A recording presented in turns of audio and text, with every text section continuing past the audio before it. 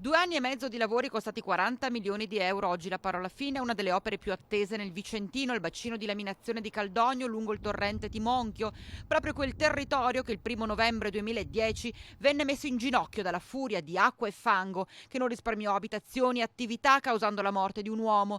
Realizzato su una superficie di 110 ettari con un volume di invaso di 3 milioni e 800 mila metri cubi di acqua, riuscirà a evitare il ripetersi di tragedie come quelle di 6 anni fa, andando a coprire Vicentino e Padovano attraversati dal Bacchiglione, anche se, conferma il presidente del Veneto Luca Zaia, la guardia non va calata.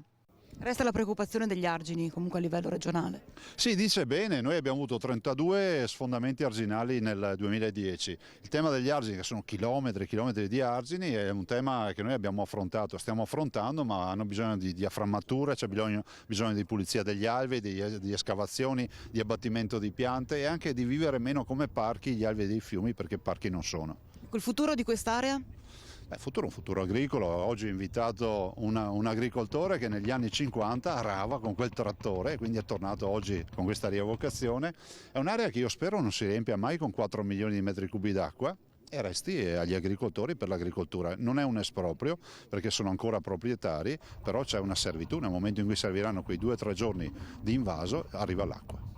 Un'opera grandiosa, secondo me, che da un punto di vista tecnico sicuramente salvaguarderà quelli che sono i nostri territori, ma credo che ci dia un'ampia rassicurazione dal punto di vista psicologico. Credo che questo nelle nostre genti sia importante, perché credetemi, ancora adesso quando comincia a piovere forte, le nostre genti vanno in difficoltà e credo che questo ritornerà a dare un po' di serenità. Presente all'inaugurazione anche l'ex sindaco di Caldogno, Marcello Vezzaro, che visse quei giorni terribili del 2010 e affonda la mano sulla richiesta delle manutenzioni lungo i corsi d'acqua.